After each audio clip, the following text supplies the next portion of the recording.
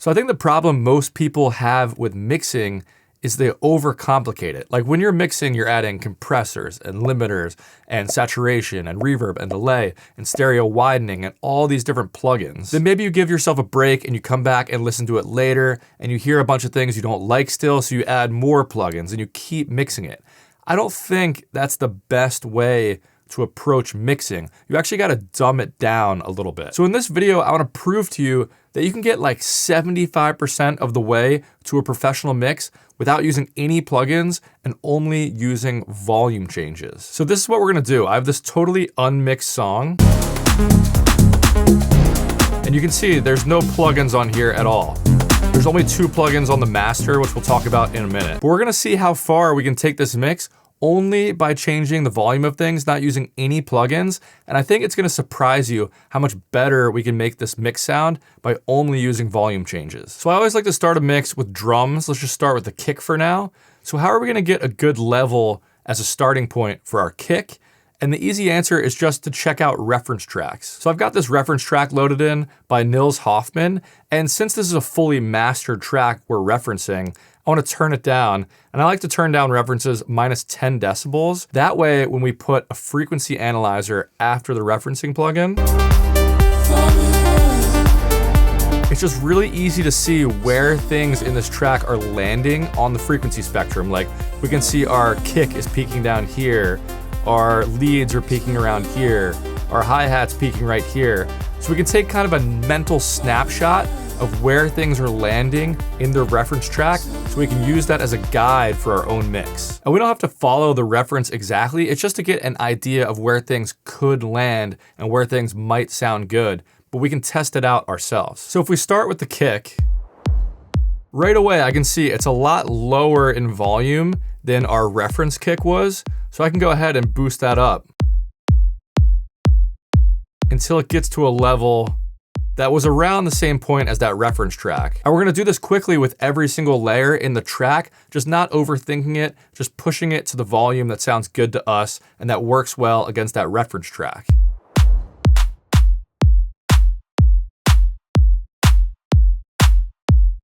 So the clap's got 2 layers, more of an attack layer and more of like a tail layer. And I turn the attack layer up because I want that to come through more, but I think I can turn down this tail layer now.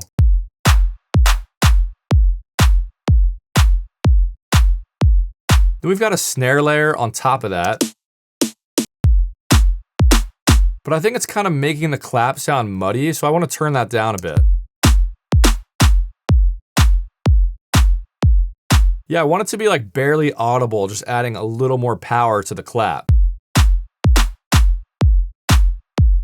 Then we've got this top loop and this open hat loop. So maybe I'll mix in the open hat loop first. It's peaking all the way down here, so we have a ton of room to bring this up.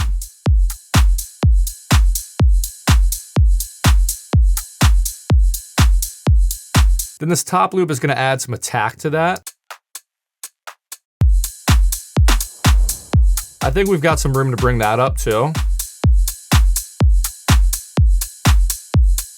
Now let's check out these percussion loops. It sounds like this percussion loop is so loud, it's just taking away from the main drum hits. Like I want the kick, clap, and open hat to be the main parts of this drum loop that are cutting through. I don't want the background percussion to be this loud.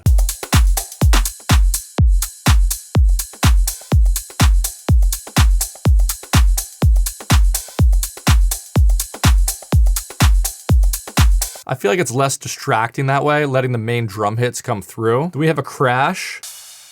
And I feel like this can be a lot louder. It's not adding that much impact sitting all the way down here. Like, we could probably move it up that much. Then we've got 2 fills to mix in. So we've got this one and this one.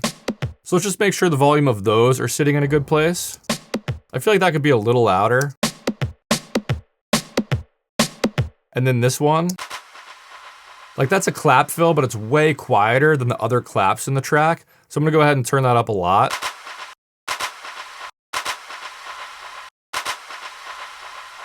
So now we've got the volume of our drums roughly mixed in, and we can compare that to our reference track.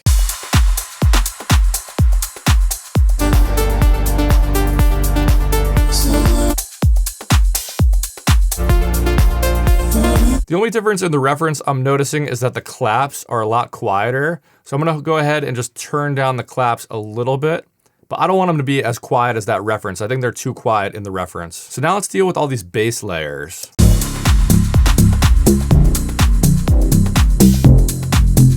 And I can already see like this area is really muddy here. We don't want any frequencies that loud in the low mids there. So let's start with this main bass, this main sub bass.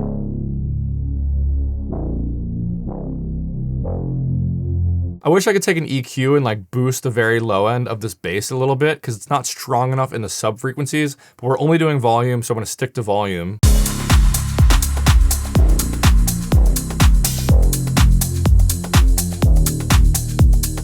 Then on top of that, we've got 2 pluck bass layers.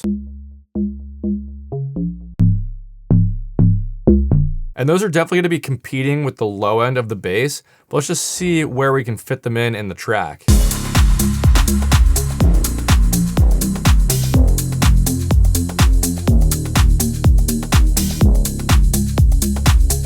Then this layer is a little bit lower.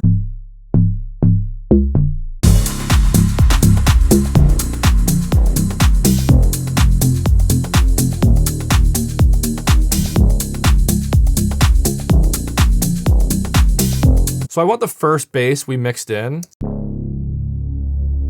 That should be the main bass layer, and then these plucks should really just be for accent, so I'm turning them down a good amount. But now let's quickly mix in the volume of all these synths.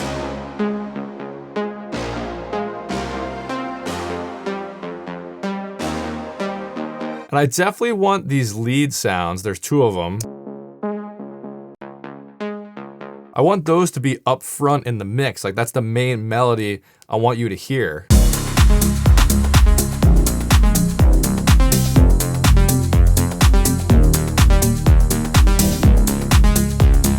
Now let's do the second lead layer.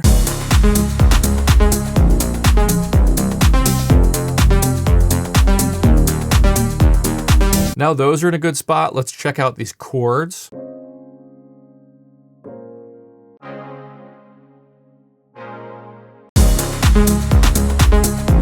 I feel like there's room to bring these up.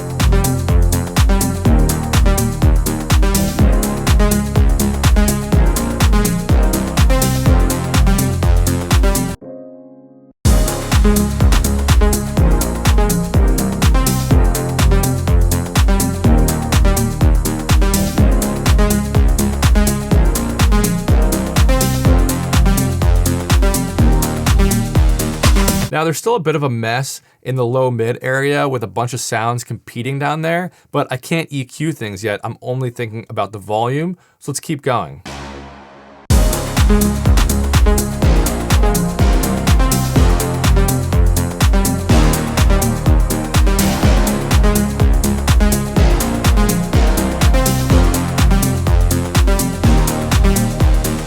So it didn't take long, but now we've mixed in the volume of everything in this track. So let's compare it with how the mix started at the beginning and see how much better it got just from moving these volumes around. And I do want to mention I have a totally free mastering course down below, or you can check it out at bigzcourses.com/mastering. It's completely free. It'll help your track sound a lot more professional. So check that out. But let's do this before and after now.